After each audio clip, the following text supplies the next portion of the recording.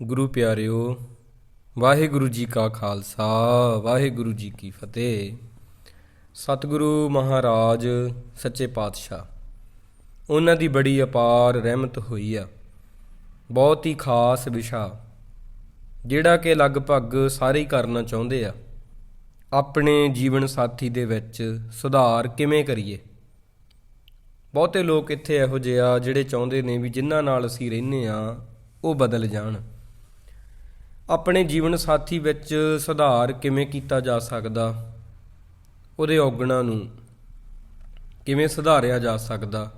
ਜੇ ਤੁਸੀਂ ਵੀ ਪਰੇਸ਼ਾਨ ਹੋ ਇਹਨਾਂ ਗੱਲਾਂ ਨੂੰ ਲੈ ਕੇ, ਤੁਹਾਨੂੰ ਜ਼ਿੰਦਗੀ ਵਿੱਚ ਕੋਈ ਰਾਹ ਨਹੀਂ ਦਿਖ ਰਿਹਾ, ਕੋਈ ਕੁੰਜੀ ਨਹੀਂ ਲੱਭ ਰਹੀ ਇਹ ਮੁਸ਼ਕਲ ਨੂੰ ਜਿੰਦੇ ਨੂੰ ਖੋਲ੍ਹਣ ਵਾਸਤੇ, ਤਾਂ ਇਹ ਵਿਚਾਰ ਗੁਰਬਾਣੀ ਦੇ ਕੁਝ ਫੱਕਰ ਬੰਦੇ ਜਿਹੜੇ ਨੇ ਉਹਨਾਂ ਦੇ ਦੱਸੇ ਹੋਏ ਰਸਤੇ ਦੇ ਅਨੁਸਾਰ ਆਪਾਂ ਚੱਲ ਕੇ ਇਹਨਾਂ ਮੁਸ਼ਕਲਾਂ ਦਾ ਹੱਲ ਕੱਢ ਸਕਦੇ ਹਾਂ। ਤਾਂ ਆਓ, ਸਾਰੀ ਸੰਗਤ ਨੂੰ ਬੇਨਤੀ ਆ, ਬੜੇ ਹੀ ਇਕਾਗਰ ਚਿੱਤ ਹੋ ਕੇ ਆਪ ਜੀ ਸਰਵਣ ਕਰਿਓ।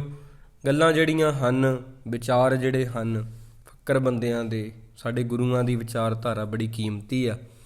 ਦੇਖੋ, ਜਦੋਂ ਅਸੀਂ ਕਿਸੇ ਦੇ ਨਾਲ ਵਿਆਹ ਕਰਵਾਉਂਦੇ ਆ ਜਾਂ ਕੋਈ ਇਸਤਰੀ ਵਿਆਹ ਕੇ ਸਾਡੇ ਘਰ ਵਿੱਚ ਆਉਂਦੀ ਆ, ਹਰ ਬੰਦੇ ਵਿੱਚ ਕੁਝ ਨਾ ਕੁਝ ਕਮੀਆਂ ਹੁੰਦੀਆਂ। ਹਰ ਬੰਦੇ ਵਿੱਚ ਨਿੱਕੀਆਂ ਨਿੱਕੀਆਂ ਗੱਲਾਂ, ਛੋਟੇ ਛੋਟੇ ਔਗਣ ਹੁੰਦੇ ਆ। ਦੇਖੋ, ਜੇ ਮੇਰੇ ਵਿੱਚ ਕੋਈ ਕਮੀ ਆ, ਮੇਰੇ ਵਿੱਚ ਵੀ ਔਗਣ ਆ, ਤਾਂ ਦੂਜੇ ਵਿੱਚ ਵੀ ਹੋਊਗਾ। ਇਸ ਕਰਕੇ ਮੈਂ ਛੋਟੀ ਜਿਹੀ ਕਹਾਣੀ ਕਹਿ ਕੇ ਇੱਕ ਗੱਲ ਸ਼ੁਰੂ ਕਰੂੰਗਾ। ਕਿਸੇ ਵਿਦਵਾਨ ਬੰਦੇ ਤੋਂ ਇੰਟਰਵਿਊ ਦੇ ਵਿੱਚ ਇੱਕ ਸਵਾਲ ਪੁੱਛਿਆ ਗਿਆ, ਕਹਿੰਦੇ ਤੁਸੀਂ ਕਿਹੋ ਜਿਹੀ ਇਸਤਰੀ ਬੀਬੀ ਨਾਲ ਵਿਆਹ ਕਰਾਉਣਾ ਪਸੰਦ ਕਰੋਗੇ।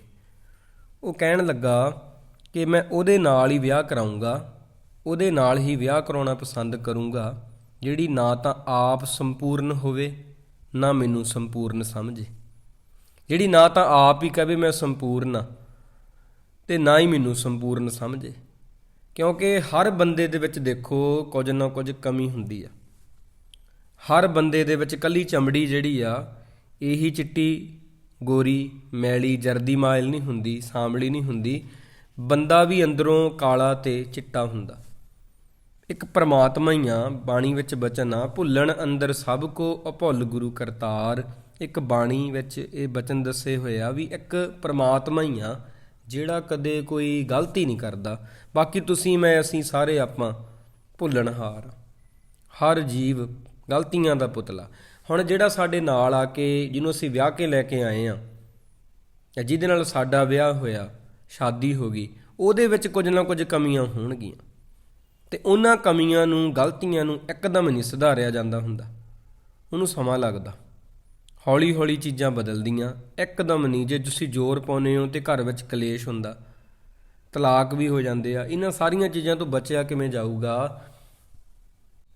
ਮਹਾਂਪੁਰਖਾਂ ਤੋਂ ਕੋਈ ਗਾਥਾ ਸੁਣੀ ਸੀ, ਪਹਿਲਾਂ ਉਹ ਵੀ ਆਪ ਜੀ ਸਰਵਣ ਕਰੋ। ਕਿਸੇ ਇਸਤਰੀ ਦਾ ਘਰ ਵਾਲਾ ਸ਼ਰਾਬ ਬਹੁਤ ਜ਼ਿਆਦਾ ਪੀਂਦਾ ਸੀਗਾ, ਜਿਹਦੇ ਕਰਕੇ ਉਹ ਸ਼ਾਮ ਨੂੰ ਉਹਨੇ ਜੋ ਕਮਾਉਣਾ ਉਹਦੀ ਸ਼ਰਾਬ ਪੀ ਲੈਣੀ ਅਤੇ ਘਰੇ ਆਉਣਾ, ਥੋੜ੍ਹੇ ਬਹੁਤੇ ਪੈਸੇ ਦੇ ਦੇਣੇ ਮਾੜੇ ਮੋਟੇ ਘਰ ਵਾਲੀ ਨੂੰ। ਘਰ ਵਿੱਚ ਕਲੇਸ਼ ਹੋਣਾ, ਉਹਨੇ ਲੜਨਾ ਬਹੁਤ। ਘਰ ਵਾਲੀ ਬੋਲਦੀ ਸੀ ਉਹਨੂੰ। ਉਹ ਇੱਕ ਮਹਾਂਪੁਰਖਾਂ ਕੋਲ ਆ ਗਈ ਚੱਲ ਕੇ, ਕਹਿੰਦੀ ਮੈਂ ਆਪਦੇ ਘਰ ਵਾਲੇ ਤੋਂ ਬਹੁਤ ਪਰੇਸ਼ਾਨ ਆ, ਮੈਨੂੰ ਉਹਨੇ ਤੰਗ ਕੀਤਾ, ਮੇਰੀ ਜ਼ਿੰਦਗੀ ਨਰਕ ਬਣਾ ਦਿੱਤੀ ਆ, ਉਹ ਸ਼ਰਾਬ ਪੀਂਦਾ। ਮਹਾਂਪੁਰਖਾਂ ਨੇ ਕਿਹਾ ਕਿੰਨਾ ਚਿਰ ਹੋ ਗਿਆ ਉਹਨੂੰ ਸ਼ਰਾਬ ਪੀਂਦੇ ਨੂੰ।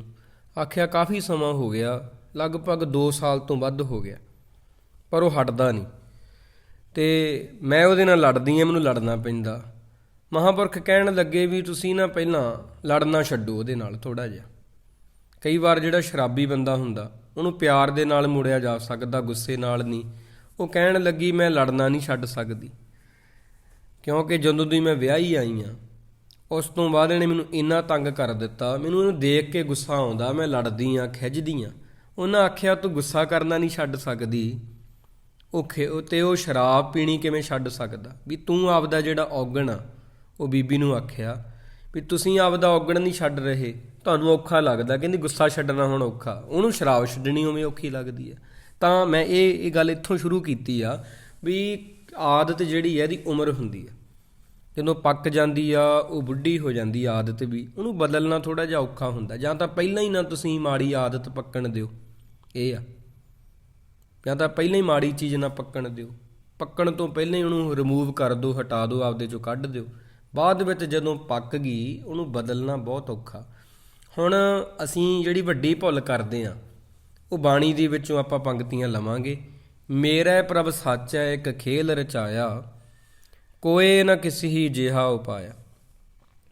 ਪਰਮਾਤਮਾ ਨੇ ਦੁਨੀਆ ਦੇ ਉੱਪਰ ਆ ਕੇ ਜਿਹੜੀ ਸ੍ਰਿਸ਼ਟੀ ਸਾਜੀ ਆ, ਬੰਦੇ ਨੂੰ ਭੇਜਿਆ। ਮੇਰਾ ਪ੍ਰਭ ਸਾਚੈ ਇੱਕ ਖੇਲ ਰਚਾਇਆ, ਰੱਬ ਨੇ ਇੱਕ ਖੇਡ ਖੇਡੀ ਆ। ਉਹ ਕੀ ਆ ਵੀ ਕੋਈ ਕਿਸੇ ਵਰਗਾ ਬਣਾਇਆ ਹੀ ਨਹੀਂ ਪਰਮਾਤਮਾ ਨੇ। ਕੋਈ ਵੀ ਜੀਵ ਦੂਜੇ ਵਰਗਾ ਹੈ, ਆਪਣੇ ਅੰਗੂਠੇ ਦਾ ਨਿਸ਼ਾਨ ਆ ਜਿਹੜਾ, ਕਿਸੇ ਨਾਲ ਮਿਲਦਾ ਨਹੀਂ, ਕਿਸੇ ਨਾਲ ਵੀ ਨਹੀਂ ਮਿਲਦਾ। ਕੋਈ ਕਿਸੇ ਵਰਗਾ ਨਹੀਂ ਇੱਥੇ। ਆਪੇ ਫਰਕ ਕਰੇ ਵੇਖ ਵਿਗਸੈ, ਸਭ ਰਸ ਦੇਹੀ ਮਾਹਾ ਹੈ। ਸਾਰੇ ਜੀਵਾਂ ਵਿੱਚ ਉਹਨੇ ਫਰਕ ਪੈਦਾ ਕੀਤਾ। ਇਹ ਫਰਕ ਵੇਖ ਕੇ ਖੁਸ਼ ਹੁੰਦਾ। ਫਿਰ ਉਹਨੇ ਸਰੀਰ ਦੇ ਵਿੱਚ ਸਾਰੇ ਹੀ ਤਰ੍ਹਾਂ ਦੇ ਵਿਕਾਰ ਜਿਹੜੇ ਚਸਕੇ ਆ, ਇਹ ਵੀ ਪੈਦਾ ਕਰ ਦਿੱਤੇ ਆ। ਖਿੱਚ ਜਿਹਨੂੰ ਆਪਾਂ ਕਹਿੰਦੇ ਆ, ਬਾਜੇ ਪਾਉਣ ਤੇ ਆਪ ਵਜਾਏ, ਸ਼ਿਵ ਸ਼ਕਤੀ ਦੇਹੀ ਮੈਂ ਪਾਏ। ਸਾਹਾਂ ਦੀ ਪੂੰਜੀ ਸਾਨੂੰ ਦਿੱਤੀ ਆ, ਚੇਤਨਤਾ ਤੇ ਪ੍ਰਮਾਤਮਾ ਨੇ ਅੰਦਰ ਜਿਹੜੀ ਜੀਵ ਆਤਮਾ ਮਾਇਆ ਦੋਵੇਂ ਪਾਈਆਂ ਹੋਈਆਂ। ਗੁਰ ਪ੍ਰਸਾਦੀ ਉਲਟੀ ਹੋਵੇ ਗਿਆਨ ਰਤਨ ਸ਼ਬਦ ਤਾਹਾ ਹੈ। ਗੁਰੂ ਦੇ ਸਿੱਖਿਆ ਦੇ ਦੁਆਰਾ ਇਨਸਾਨ ਜਿਹੜਾ ਹੈ ਉਹ ਮੁੜਦਾ, ਵਿਕਾਰਾਂ ਵੱਲੋਂ ਮੁੜਦਾ। ਗੁਰੂ ਦੀ ਸਿੱਖਿਆ ਜੇ ਹੋ ਜੇ, ਸੁਰਤ ਜਿਹੜੀ ਆ ਮੁੜਦੀ ਆ। ਤਾਂ ਮੈਂ ਇਹ ਕਹਿਣਾ ਚਾਹੁੰਦਾ ਸੀ ਵੀ ਰੱਬ ਨੇ ਕੋਈ ਕਿਸੇ ਵਰਗਾ ਬਣਾਇਆ ਨਹੀਂ। ਕਈ ਵਾਰ ਜਿਹੜੀ ਅਸੀਂ ਵਿਆਹ ਕੇ ਘਰ ਵਾਲੀ ਹੁੰਦੀ ਹੈ, ਉਹਨੂੰ ਚਾਹੁੰਦੇ ਵੀ ਸਾਡੇ ਵਰਗੀ ਹੋ ਜੇ। ਪਤੀ ਪਤਨੀ ਨੂੰ ਬਦਲਣਾ ਚਾਹੁੰਦਾ, ਪਤਨੀ ਪਤੀ ਨੂੰ। ਕਈ ਵਾਰ ਅਸੀਂ ਬੱਚਿਆਂ ਨੂੰ ਬਦਲਣਾ ਚਾਹੁੰਦੇ ਹਾਂ। ਬੱਚੇ ਕੁਝ ਬਣਨਾ ਹੋਰ ਚਾਹੁੰਦੇ, ਅਸੀਂ ਬਣਾਉਣਾ ਕੋਈ ਹੋਰ ਚਾਹੁੰਦੇ ਉਹਨਾਂ ਨੂੰ। ਉਹਨਾਂ ਦੀ ਅੰਦਰ ਜਿਹੜੀ ਜਗਿਆਸਾ ਕੋਈ ਹੋਰ ਬਣਨ ਦੀ ਹੁੰਦੀ ਆ। ਕਈ ਵਾਰ ਕਿਸੇ ਬੱਚੇ ਨੇ ਵਧੀਆ ਸੰਗੀਤਕਾਰ ਬਣਨਾ ਹੁੰਦਾ, ਵਧੀਆ, ਅਤੇ ਮਾਂ ਕਹਿੰਦੀ ਆ, ਪਿਤਾ ਕਹਿੰਦਾ ਮੈਨੂੰ ਡਾਕਟਰ ਬਣਾਉਣਾ। ਤਾਂ ਇਸ ਤਰ੍ਹਾਂ ਕੁਝ ਚੀਜ਼ਾਂ ਥੋਪੀਆਂ ਨਹੀਂ ਜਾ ਸਕਦੀਆਂ। ਕੋਈ ਪੂਰਬਲੇ ਸੰਸਕਾਰ ਵੀ ਹੁੰਦੇ ਆ ਬੰਦੇ ਦੇ, ਪੂਰਬਲੇ ਕਰਮਾਂ ਦਾ ਹਿਸਾਬ ਕਿਤਾਬ ਗੁਰਬਾਣੀ ਵਿੱਚ ਤਾਂ ਹੈ ਵੀ ਇੱਦਾਂ ਹੁੰਦਾ। ਤਾਂ ਜਿਹੜੀ ਘਰ ਵਾਲਾ ਘਰ ਵਾਲੀ ਦਾ ਜੀਵਨ ਸਾਥੀ ਦੀ ਆਪਾਂ ਗੱਲ ਕਰਨੀ ਆ, ਤਾਂ ਮੈਂ ਉਹਨੂੰ ਆਪਣੇ ਵਰਗਾ ਬਣਾਉਣਾ ਚਾਹੁੰਦਾ। ਪਰ ਦੁਨੀਆ 'ਚ ਸਾਡੇ ਵਰਗਾ ਕਿਸੇ ਨੇ ਕੋਈ ਬਣਾਇਆ ਹੀ ਨਹੀਂ। ਪਹਿਲਾਂ ਤਾਂ ਤੁਹਾਨੂੰ ਇਹ ਜਿੱਦ ਛੱਡਣੀ ਪੈਣੀ ਆ ਵੀ ਕੋਈ ਮੇਰੇ ਵਰਗਾ ਹੋਵੇ।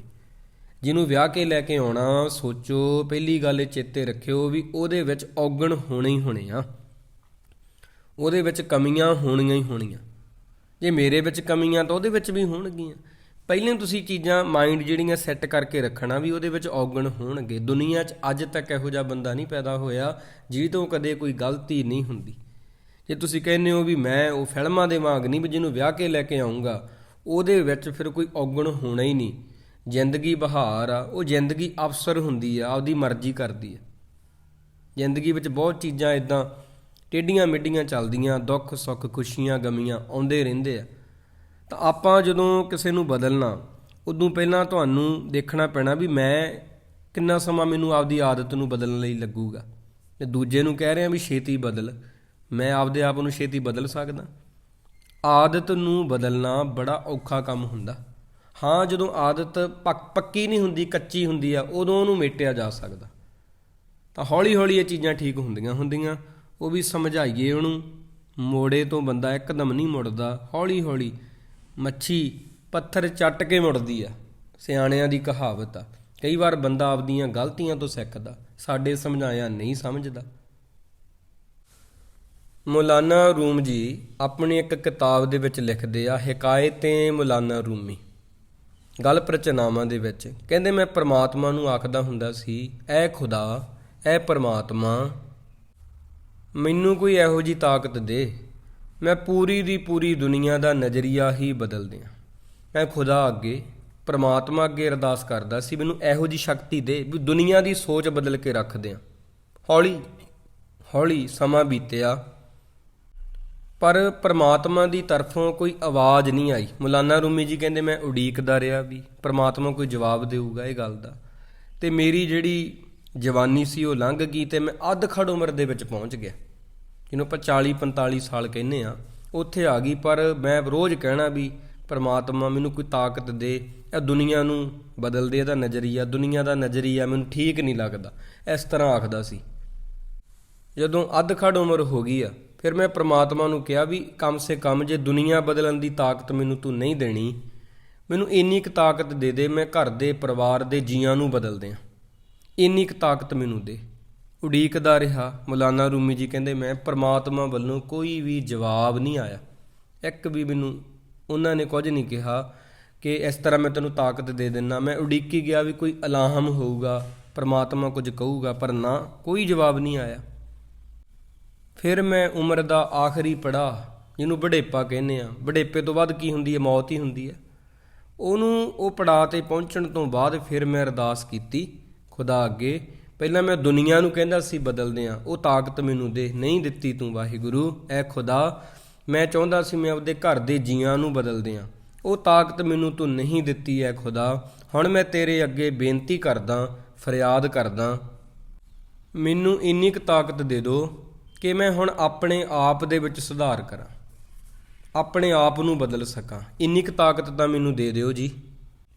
ਜਦੋਂ ਹੀ ਫਰਿਆਦ ਕੀਤੀ, ਇੱਕ ਆਵਾਜ਼ ਆਈ। ਉਹ ਆਵਾਜ਼ ਸੀ ਪਰਮਾਤਮਾ ਦੀ।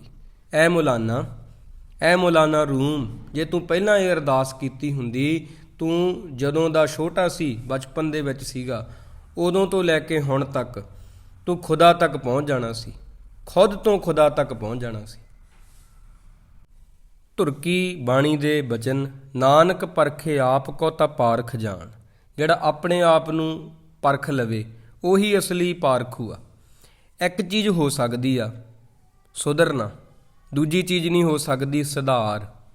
ਦੂਜਿਆਂ ਦੇ ਵਿੱਚ ਸੁਧਾਰ ਕਰਨਾ ਬੜਾ ਮੁਸ਼ਕਲ ਆ, ਪਰ ਆਪਣੇ ਆਪ ਨੂੰ ਸੁਧਾਰਿਆ ਜਾ ਸਕਦਾ। ਇਹ ਚੀਜ਼ ਹੋ ਸਕਦੀ ਆ। ਇੱਕ ਚੀਜ਼ ਆ ਜਿਹੜੀ ਹੋ ਸਕਦੀ ਆ, ਉਹ ਹੈ ਸੁਧਰਨਾ, ਜਿਹੜੀ ਸੰਭਵ ਆ। ਦੂਜੀ ਚੀਜ਼ ਨਹੀਂ ਹੋ ਸਕਦੀ, ਕਿਸੇ ਨੂੰ ਸੁਧਾਰਨਾ। ਇਹ ਨਹੀਂ ਹੋ ਸਕਦੀ, ਇਹ ਇੰਪੋਸੀਬਲ ਹੋ ਜਾਂਦਾ। ਕਈ ਥਾਵਾਂ 'ਤੇ ਅਸੰਭਵ ਹੋ ਜਾਂਦਾ ਕੰਮ, ਭਾਵੇਂ ਕਿ ਦੁਨੀਆ ਵਿੱਚ ਕਿਹਾ ਜਾਂਦਾ ਨਥਿੰਗ ਇੰਪੋਸੀਬਲ। ਇਸ ਤਰ੍ਹਾਂ ਇੱਕ ਸ਼ਬਦ ਆ, ਕਹਿੰਦੇ ਨੇ ਕੋਈ ਵੀ ਚੀਜ਼ ਅਸੰਭਵ ਨਹੀਂ ਹੁੰਦਾ। ਕਈ ਵਾਰ ਸਾਰੀ ਜ਼ਿੰਦਗੀ ਕਾਲੀ ਚੀਜ਼ ਕਾਲੀ ਹੋਈ ਰਹਿੰਦੀ ਆ। ਭਗਤ ਕਬੀਰ ਜੀ ਕਹਿੰਦੇ ਕਾਲੇ ਰੰਗ ਦਾ ਕੰਬਲ ਕਾਲਾ ਹੀ ਰਹਿੰਦਾ, ਜਿੰਨਾ ਮਰਜ਼ੀ ਉਹਨੂੰ ਧੋ ਲਓ, ਜਿੰਨਾ ਮਰਜ਼ੀ ਉਹਨੂੰ ਧੋ ਲਓ, ਕਾਲੇ ਰੰਗ ਦਾ ਕੰਬਲ ਕਾਲਾ ਹੀ ਰਹੂਗਾ, ਉਹ ਕਦੇ ਚਿੱਟੇ ਰੰਗ ਦਾ ਹੋ ਨਹੀਂ ਸਕਦਾ। ਅਸਲ ਦੇ ਵਿੱਚ ਖੁਦ ਹੀ ਸੁਧਰਿਆ ਜਾ ਸਕਦਾ। ਦੂਜੇ ਨੂੰ ਸੁਧਾਰਨ ਦੇ ਵਿੱਚ ਜੇ ਆਪਾਂ ਗੱਲ ਕਹੀਏ ਵੀ ਉਹ ਥੋੜ੍ਹਾ ਔਖਾ ਕੰਮ ਆ, ਤਾਂ ਸਭ ਤੋਂ ਪਹਿਲਾਂ ਆਪਣੇ ਆਪ ਵਿੱਚ ਸੁਧਾਰ ਕਰਨਾ ਚਾਹੀਦਾ। ਦੇਖਣਾ ਚਾਹੀਦਾ ਵੀ ਇਹ ਕਿੰਨਾ ਔਖਾ ਕੰਮ ਆ। ਜਦੋਂ ਤੁਸੀਂ ਆਪਣੇ ਆਪ ਨੂੰ ਬਦਲੋਗੇ, ਤੁਹਾਨੂੰ ਪਤਾ ਲੱਗੂਗਾ ਵੀ ਇਹ ਕੰਮ ਕਿੰਨਾ ਔਖਾ। ਦੂਜਿਆਂ ਨੂੰ ਕਹਿਣਾ ਸੌਖਾ ਵੀ ਤੂੰ ਬਦਲ, ਤੂੰ ਬਦਲ। ਸਾਰੇ ਇੱਥੇ ਇੱਕ ਦੂਜੇ ਨੂੰ ਬਦਲਣਾ ਚਾਹੁੰਦੇ ਆ, ਪਰ ਆਪ ਕੋਈ ਬਦਲਣਾ ਨਹੀਂ ਚਾਹੁੰਦਾ। ਮਹਾਰਾਜ ਸੱਚੇ ਪਾਤਸ਼ਾਹ ਜੀ ਕਹਿੰਦੇ ਜ਼ੋਰ ਇਸ ਗੱਲ 'ਤੇ ਦੇਣਾ ਕਿ ਆਪਣੇ ਆਪ ਵਿੱਚ ਸੁਧਾਰ ਕਰਨਾ, ਨਾ ਕਿ ਦੂਜੇ ਨੂੰ ਸੁਧਾਰਨਾ। ਧਿਆਨ ਇੱਥੇ ਰੱਖਣਾ ਵੀ ਆਪਦੀ ਸੁਰਤ ਨੂੰ, ਆਪਦੀ ਮੱਤ ਨੂੰ, ਆਪਦੇ ਆਪ ਨੂੰ ਘੜਨਾ, ਇਹ ਚੀਜ਼ਾਂ 'ਤੇ ਜ਼ੋਰ ਦੇਣਾ। ਪੂਰੀ ਦੁਨੀਆ ਦੇ ਵਿੱਚ ਇੱਕੋ ਇੱਕ ਕੋਨਾ ਹੈ, ਇੱਕੋ ਇੱਕ, ਜਿਹਦੇ ਵਿੱਚ ਸਫਾਈ ਕੀਤੀ ਜਾ ਸਕਦੀ ਆ, ਉਹ ਤੁਸੀਂ ਹੋ। ਉਹਦੀ ਸਫਾਈ ਕਰਨ 'ਤੇ ਜ਼ੋਰ ਦਿਓ ਸਭ ਤੋਂ ਪਹਿਲਾਂ। ਜਦੋਂ ਤੁਸੀਂ ਠੀਕ ਹੋ ਗਏ, ਸੁਧਾਰ ਕਰ ਲਿਆ, ਤੁਹਾਡਾ ਮਨ ਇੰਨਾ ਸ਼ਾਂਤ ਹੋ ਗਿਆ, ਕੌਣ ਕੀ ਕਰੀ ਜਾਂਦਾ ਭਾਵੇਂ ਨਹੀਂ ਸੁਧਰਦਾ, ਤੁਹਾਨੂੰ ਕੋਈ ਫਰਕ ਨਹੀਂ ਪੈਣਾ ਉਹਦੇ ਨਾਲ। ਹਜੇ ਤੁਹਾਨੂੰ ਬਹੁਤ ਫਰਕ ਪਊਗਾ, ਕਿਉਂਕਿ ਹਜੇ ਤੁਸੀਂ ਉੱਥੇ ਹੀ ਹੋ ਜਿੱਥੇ ਕੋਈ ਕੁਝ ਕਰ ਰਿਹਾ ਅਤੇ ਤੁਹਾਨੂੰ ਫਰਕ ਪੈ ਰਿਹਾ। ਅਵਸਥਾ ਉਹ ਨੀਵੀਂ ਆ ਤੁਹਾਡੀ ਹਜੇ, ਇਹਨੂੰ ਉੱਚਾ ਚੁੱਕਣ ਦੀ ਲੋੜ ਆ। ਜਿਵੇਂ ਕਿ ਕਿਹਾ ਜਾਂਦਾ, ਲੰਮੇ ਹੋਣਾ ਹੋਰ ਗੱਲ ਆ, ਉੱਚੇ ਹੋਣਾ ਹੋਰ ਗੱਲ ਆ। ਲੰਮਾ ਤਾਂ ਆਪਾਂ ਨੂੰ ਕੁਦਰਤ ਕਰ ਦਿੰਦੀ, ਆਪਾਂ ਰੋਟੀ ਖਾਂਦੇ ਆ, ਲੰਮੇ ਆਪਾਂ ਹੋਈ ਜਾਂਦੇ ਆ। ਉੱਚਾ ਹੋਣ ਲਈ ਗੁਣ ਕਮਾਉਣੇ ਪੈਂਦੇ ਆ। ਗੁਣ ਜਿਹੜੇ ਆ, ਸਾਂਝ ਕਰੀਜੈ ਗੁਣਾਂ ਕੇਰੀ, ਛੋੜ ਅਵਗੁਣ ਚੱਲੀਏ। ਇਹਨਾਂ ਚੀਜ਼ਾਂ ਦੇ ਨਾਲ ਸਤਿਗੁਰ ਦੇ ਸੰਗਤ ਵਿੱਚੋਂ ਹੀ ਗੁਣ ਬੰਦੇ ਨੂੰ ਮਿਲਦੇ ਆ। ਆਪ ਸਵਾਰਿਹੇ ਮੈਂ ਮਿਲੇ, ਮੈਂ ਮਿਲਿਆ ਸੁਖ ਹੋਏ। ਜੇ ਤੂੰ ਆਪਣੇ ਆਪ ਨੂੰ ਸੁਧਾਰ ਲਵੇਂ, ਬਾਬਾ ਫਰੀਦ ਜੀ ਕਹਿੰਦੇ, ਤਾਂ ਤੈਨੂੰ ਸਾਰੀ ਦੁਨੀਆ ਸੁਧਰੀ ਹੋਈ ਨਜ਼ਰ ਆਊਗੀ। ਗੱਲ ਤਾਂ ਆਪਦੇ ਮਨ 'ਤੇ ਕੰਮ ਕਰਨ ਦੀ ਆ। ਜੀਵਨ ਸਾਥੀ 'ਚ ਵੀ ਜੇ ਤੁਸੀਂ ਸੁਧਾਰ ਲਿਆਉਣਾ, ਉਹਦੇ ਲਈ ਤੁਹਾਨੂੰ ਬੜਾ ਸਹਿਜ ਰੱਖਣਾ ਪਊਗਾ। ਜ਼ੋਰ ਪਾ ਕੇ ਕਿਸੇ ਨੂੰ ਕਦੇ ਕੰਮ ਨਹੀਂ ਕਰਵਾਇਆ ਜਾ ਸਕਦਾ। ਹਾਂ, ਉਹ ਕੋਈ ਨੌਕਰਾਂ ਤੋਂ ਹੋ ਸਕਦਾ ਵੀ, ਅਤੇ ਨੌਕਰਾਂ ਦਾ ਵਿੱਚ ਵੀ ਆਪਾਂ ਧੱਕੇਸ਼ਾਹੀ ਕਰੀਏ ਅਤੇ ਹਰਮਨ ਪਿਆਰੇ ਨਹੀਂ ਖਵਾ ਸਕਦੇ। ਕੰਮ ਕਰੀ ਜਾਣਗੇ ਵਿਚਾਰੇ ਢਿੱਡ ਦੇ ਮਾਰੇ, ਸਤਿਕਾਰ ਨਹੀਂ ਸਾਡਾ ਕਰਨਗੇ। ਉਹ ਗੱਲ ਵੱਖਰੀ ਆ ਕਿ ਜਦੋਂ ਅੱਗੇ ਜਾਵਾਂਗੇ, ਦਿਲ 'ਚ ਉਹਨਾਂ ਦੀ ਜਗ੍ਹਾ ਬਣਾਉਣ ਲਈ ਹਰਮਨ ਪਿਆਰੇ ਬਣਨਾ ਪੈਂਦਾ। ਪਤਨੀ ਵਿੱਚ, ਪਤੀ ਵਿੱਚ, ਬੱਚਿਆਂ 'ਚ ਬਦਲਾਵ ਲਿਆਉਣ ਲਈ ਸਭ ਤੋਂ ਪਹਿਲਾਂ ਆਪਣੇ ਆਪ ਤੇ ਮਨ ਤੇ ਕੰਮ ਕਰਨਾ ਪੈਂਦਾ। ਅਸੀਂ ਆਪਣੇ ਜੀਵਨ ਸਾਥੀ ਦੀ ਪਰਖ ਕਰਦੇ ਹਾਂ। ਪਰਖ ਕਰਨੀ ਸੀ ਅਸੀਂ ਆਪਣੀ, ਅਸੀਂ ਉਹਦੇ ਵਿੱਚ ਕਮੀਆਂ ਲੱਭਦੇ ਹਾਂ ਕਿ ਇਹ ਕਮੀ ਤੇਰੇ ਵਿੱਚ ਆ, ਇਹ ਕਮੀ ਤੇਰੇ ਵਿੱਚ ਆ। ਪਰਖ ਕਰਨੀ ਸੀ ਅਸੀਂ ਖੁਦ ਦੀ, ਖੁਦ ਤੋਂ ਖੁਦਾ ਤੱਕ ਪਹੁੰਚਣਾ ਸੀਗਾ। ਪਰਖ ਕਰਕੇ ਆਪਦੀ, ਅਸੀਂ ਦੂਜਿਆਂ ਨੂੰ ਪਰਖਦੇ ਹਾਂ, ਆਪਦੇ ਆਪ ਨੂੰ ਉੱਪਰੋਂ ਉੱਪਰੋਂ ਵੇਖਦੇ ਹਾਂ। ਜਦੋਂ ਆਪਾਂ ਤਿਆਰ ਹੁੰਦੇ ਹਾਂ ਅਤੇ ਸ਼ੀਸ਼ੇ ਵਿੱਚ ਬੀਬੀਆਂ ਚੁੰਨੀ ਠੀਕ ਕਰਦੀਆਂ, ਸੂਟ ਆਪਾਂ ਦਸਤਾਰ, ਆਪਣੇ ਕੱਪੜੇ ਵੀ ਵਲ ਤਾਂ ਨਹੀਂ ਕਿਤੇ, ਪਰ ਦੂਜਿਆਂ ਨੂੰ ਜਦੋਂ ਆਪਾਂ ਵੇਖਦੇ ਹਾਂ ਉਹਨਾਂ ਦੀਆਂ 7 ਪੀੜ੍ਹੀਆਂ ਤੱਕ ਭੰਡ ਕੇ ਰੱਖ ਦਿੰਦੇ ਹਾਂ। ਉਹਦੇ ਚਰਿੱਤਰ ਦਾ, ਉਹਦੇ ਕਰੈਕਟਰ ਦਾ ਪੋਸਟਮਾਰਟਮ ਆਪਾਂ ਕਰ ਦਿੰਦੇ ਹਾਂ। ਜਦੋਂ ਆਪਦੇ ਆਪ ਨੂੰ ਦੇਖਣਾ, ਉੱਪਰੋਂ ਉੱਪਰੋਂ ਵੇਖਦੇ ਹਾਂ। ਆਪਣੇ ਆਪ ਨੂੰ ਗਹਿਰਾ ਦੇਖਣਾ, ਡੂੰਘਾ ਦੇਖਣਾ ਆਪਦੇ ਆਪ ਨੂੰ। ਦੂਜਿਆਂ ਨੂੰ ਉੱਪਰੋਂ ਉੱਪਰੋਂ ਦੇਖੋ, ਉੱਪਰੋਂ ਉੱਪਰੋਂ ਦੇਖੋ। ਪਹਿਲੀ ਗਲਤੀ ਅਸੀਂ ਕੀਤੀ, ਆਪਦੇ ਜੀਵਨ ਸਾਥੀ ਦੀ ਪਰਖ ਕੀਤੀ। ਪਰਖ ਕੀਤੀ, ਉਹ 'ਚ ਕਮੀਆਂ ਦਿਸੀਆਂ, ਆਉਣਗੀਆਂ, ਨਜ਼ਰ ਆਉਣਗੀਆਂ, ਕਿਉਂਕਿ ਹਰ ਬੰਦੇ 'ਚ ਕਮੀਆਂ। ਫਿਰ ਉਹਨਾਂ ਕਮੀਆਂ ਨੂੰ ਸੁਧਾਰਨਾ ਚਾਹਿਆ, ਦੂਜੀ ਗਲਤੀ ਕੀਤੀ ਆ। ਦੂਜੇ ਨੂੰ ਸੁਧਾਰਿਆ ਨਹੀਂ ਜਾ ਸਕਦਾ, ਸੁਧਾਰ ਹਮੇਸ਼ਾ ਆਪਣੇ ਆਪ 'ਚ ਹੁੰਦਾ। ਤੀਜੀ ਗੱਲ, ਜਦੋਂ ਸੁਧਾਰਨਾ ਚਾਹਿਆ ਅਤੇ ਉਦੋਂ ਫਿਰ ਘਰ ਦੇ ਵਿੱਚ ਕਲੇਸ਼ ਹੋ ਗਿਆ ਸ਼ੁਰੂ। ਪਤੀ ਕਹਿੰਦਾ ਪਤਨੀ ਸੁਧਰਨੀ ਚਾਹੀਦੀ ਹੈ, ਘਰ ਸਵਰਗ ਬਣੂ। ਪਤਨੀ ਕਹਿੰਦੀ ਪਤੀ ਸੁਧਰੇ ਅਤੇ ਘਰ ਸਵਰਗ ਬਣ ਜੂ। ਦੋਨੇ ਇੱਕ ਦੂਜੇ 'ਤੇ ਜ਼ੋਰ ਲਾ ਰਹੇ ਆ, ਆਪਣੇ ਆਪ ਨੂੰ ਕੋਈ ਬਦਲਣਾ ਨਹੀਂ ਚਾਹ ਰਿਹਾ। ਘਰ ਕਿਵੇਂ ਚੱਲੂਗਾ ਜੀ? ਜਿਸ ਘਰ ਦੇ ਵਿੱਚ ਇੱਕ ਦੂਜੇ 'ਤੇ ਇਤਬਾਰ, ਪਿਆਰ ਨਹੀਂ ਹੁੰਦਾ, ਉੱਥੇ ਰੰਗ ਭਾਵੇਂ ਸਾਰਿਆਂ ਦਾ ਗੋਰਾ ਹੋਵੇ, ਉੱਥੇ ਸੋਹਣਾ ਕੋਈ ਨਹੀਂ ਲੱਗਦਾ ਹੁੰਦਾ। ਚੇਤੇ ਰੱਖਿਓ ਗੱਲ ਇਹ। ਜੇ ਤੁਸੀਂ ਚਾਹੁੰਦੇ ਹੋ ਇਹ ਗੱਲ ਵੀ ਘਰ ਸਵਰਗ ਬਣ ਜੇ, ਸੁਧਾਰ ਹੋਵੇ, ਆਪਣੇ ਆਪ 'ਚ ਸੁਧਾਰ ਕਰੋ। ਤੁਹਾਨੂੰ ਵੇਖ ਕੇ ਜਦੋਂ ਤੁਸੀਂ ਇਹਨਾਂ ਸੁਧਾਰ ਕਰ ਲਓਗੇ, ਆਪਣੇ ਆਪ ਹੀ ਉਹ ਬੰਦਾ ਜਿਹੜਾ ਹੈ ਬਦਲ ਜਾਵੇਗਾ। ਗੁਰੂ ਨਾਨਕ ਸਾਹਿਬ ਜੀ ਦਾ ਜਦੋਂ ਵਿਆਹ ਹੋਇਆ, ਬਾਬਾ ਨਾਨਕ ਜੀ ਦਾ, ਮਾਤਾ ਸੁਲੱਖਣੀ ਜੀ ਜਦੋਂ ਵਿਆਹ ਕੇ ਆਏ, ਮੂਲ ਚੰਦ ਜੀ, ਚੰਦੋ ਰਾਣੀ ਜੀ ਦੀ ਸਪੁੱਤਰੀ, ਅਤੀ ਸਤਿਕਾਰਯੋਗ ਹਸਤੀ। ਮਾਤਾ ਸੁਲੱਖਣੀ ਜੀ ਦਾ ਸੁਭਾਅ ਥੋੜ੍ਹਾ ਕ੍ਰੋਧੀ ਸੀਗਾ। ਮਹਾਰਾਜ ਨੂੰ ਕਈ ਵਾਰ ਕੁਝ ਕਹਿ ਦਿੰਦੇ ਸੀ, ਇਹ ਗ੍ਰੰਥਾਂ ਵਿੱਚ ਲਿਖਿਆ, ਜਨਮ ਸਾਖੀਆਂ 'ਚ, ਪਰ ਗੁਰੂ ਸਾਹਿਬ ਜੀ ਅੱਗੋਂ ਕੁਝ ਬੋਲਦੇ ਨਹੀਂ ਸੀ। ਫਿਰ ਹੌਲੀ ਹੌਲੀ ਮਾਤਾ ਸੁਲੱਖਣੀ ਜੀ ਦਾ ਸੁਭਾਅ ਵੀ ਰੱਬ ਵਰਗਾ ਹੋ ਗਿਆ। ਗੁਰੂ ਨਾਨਕ ਦੇਵ ਜੀ ਵੱਲ ਦੇਖ ਦੇਖ ਕੇ ਵੀ ਇੰਨੇ ਸ਼ਾਂਤ ਆ, ਮੈਂ ਇੰਨੀ ਗੁੱਸੇ ਵਾਲੀ ਹਾਂ, ਅਤੇ ਜਿਹਦੇ ਕਰਕੇ ਉਹ ਵੀ ਸ਼ਾਂਤ ਹੋ ਗਏ ਸੀਗੇ। ਪਹਿਲਾਂ ਕਹਿੰਦੇ ਹੁੰਦੇ ਸੀ ਮੋਦੀਖਾਨੇ ਸਾਰਾ ਕੁਝ ਲਟਾ ਦਿੰਦੇ ਹੋ, ਸਾਧੂਆਂ ਦੇ ਵਿੱਚ ਰਹਿੰਦੇ ਹੋ, ਘਰੇ ਨਹੀਂ ਆਉਂਦੇ। ਬਾਅਦ ਵਿੱਚ ਉਹਨਾਂ ਨੂੰ ਪਤਾ ਲੱਗ ਗਿਆ, ਬੜਾ ਹੀ ਪ੍ਰੇਮ ਬਣਿਆ ਉਹਨਾਂ ਦਾ। ਤਾਂ ਇਹ ਚੀਜ਼ਾਂ ਇਸ ਤਰ੍ਹਾਂ ਕੰਮ ਕਰਦੀਆਂ। ਤੁਸੀਂ ਆਪ ਦਾ ਸੁਧਾਰ ਕਰਨਾ ਅਤੇ ਜੀਵਨ ਸਾਥੀ 'ਤੇ ਜ਼ੋਰ ਨਹੀਂ ਲਾਉਣਾ, ਉਹ ਤੁਹਾਨੂੰ ਵੇਖ ਕੇ ਆਪੇ ਬਦਲੂਗਾ। ਨਿਮਰਤਾ ਹਰ ਚੀਜ਼ 'ਤੇ ਫਤਿਹ ਪਾ ਲੈਂਦੀ ਇੱਕ ਦਿਨ। ਨਾਲੇ ਤੁਹਾਡਾ ਜਿਹੜਾ ਜੀਵਨ ਸਾਥੀ ਆ, ਉਹਦੀਆਂ ਜਿਹੜੀਆਂ ਚੰਗੀਆਂ ਗੱਲਾਂ ਨੂੰ ਤੁਸੀਂ ਐਕਸੈਪਟ ਕਰਦੇ ਹੋ, ਪ੍ਰਵਾਨ ਕਰਦੇ ਹੋ। ਮਾੜੀਆਂ ਗੱਲਾਂ ਜਿਹੜੀਆਂ ਔਗਣ, ਉਹਨਾਂ ਨੂੰ ਵੀ ਐਕਸੈਪਟ ਕਰਨਾ, ਬਰਦਾਸ਼ਤ ਕਰਨਾ ਸਿੱਖੋ। ਇਹਦੇ ਨਾਲ ਘਰ ਸਵਰਗ ਬਣ ਜਾਏਗਾ। ਇਹਦੇ ਨਾਲ ਕੀ ਹੋਊਗਾ? ਰਿਸ਼ਤੇ 'ਚ ਮਿਠਾਸ ਆਊਗੀ, ਰਿਸ਼ਤੇ 'ਚ ਨਿੱਘ ਵਧੂਗਾ। ਜੀਵਨ ਤੁਹਾਡਾ ਇੱਕ ਦੂਜੇ ਲਈ ਸਮਰਪਿਤ ਹੋ। ਗੁਰੂ ਗ੍ਰੰਥ ਸਾਹਿਬ ਜੀ ਲਾਗੇ ਆਪਾਂ ਪ੍ਰਕਰਮਾਂ ਕੀਤੀਆਂ, ਮੋਹਰ ਬਾਣੀ ਦੀ ਲੱਗੀ ਆ, 4 ਲਾਵਾਂ ਦਾ ਪਾਠ ਹੋਇਆ। ਅਸੀਂ ਇਸ ਕਰਕੇ ਹੀ ਪਤੀ ਪਤਨੀ ਹੋਏ ਵੀ ਸਤਿਗੁਰ ਨੇ ਸਾਡੇ 'ਤੇ ਮੋਹਰ ਲਾਤੀ ਲਾਵਾਂ ਦੀ। ਹੁਣ ਸਤਿਗੁਰੂ ਕਹਿੰਦੇ ਆ ਵੀ ਪਤੀ ਪਤਨੀ ਅਸੀਂ ਉਹਨੂੰ ਮੰਨਦੇ ਹਾਂ ਜਿਹੜੇ ਸਰੀਰ ਕਰਕੇ 2 ਆ, ਪਰ ਉਹਨਾਂ ਦੇ ਖਿਆਲ ਇੱਕ ਹੋ ਗਿਆ। ਏਕ ਜੋਤ ਦੋਏ ਮੂਰਤੀ, ਧਨ ਪਿਰ ਕਹੀਐ ਸੋਏ। ਜਿੱਥੇ ਸਰੀਰ ਦੇਖਣ ਨੂੰ 2 ਲੱਗ ਰਹੇ ਆ, ਹਸਬੈਂਡ ਵਾਈਫ, ਪਤੀ ਪਤਨੀ, ਵਿਚਾਰ ਉਹਨਾਂ ਦੇ ਇੱਕ ਹੋ ਗਏ। ਤਾਂ ਥੋੜ੍ਹਾ ਜਿਹਾ ਤੁਹਾਨੂੰ ਗੁਰਬਾਣੀ ਤੋਂ ਸਹਿਜ ਲੈਣਾ ਪਊਗਾ, ਸੰਤੋਖ ਲੈਣਾ ਪਊਗਾ। ਇਹਦੇ ਨਾਲ ਘਰ ਸਵਰਗ ਬਣ ਜਾਊਗਾ। ਸਭ ਤੋਂ ਪਹਿਲਾਂ ਆਪਣੇ ਆਪ ਨੂੰ ਤੂੰ ਸਮਝ। ਪਹਿਲੇ ਗੁਰੂ ਪਿਆਰਿਓ, ਇਹ ਸਾਰੀਆਂ ਚੀਜ਼ਾਂ ਮਨ 'ਤੇ ਕੰਮ ਕਰਦੀਆਂ ਬੰਦੇ ਦੇ। ਉਮੀਦ ਕਰਦਾ ਤੁਸੀਂ ਅੱਜ ਤੋਂ ਬਾਅਦ ਆਪਣੇ ਸਾਥੀ ਵਿੱਚ ਖਾਮੀਆਂ ਨਹੀਂ ਲੱਭੋਗੇ, ਆਪਣੇ ਆਪ ਵਿੱਚ ਸੁਧਾਰ ਕਰਨਾ ਸ਼ੁਰੂ ਕਰ ਦਿਓਗੇ।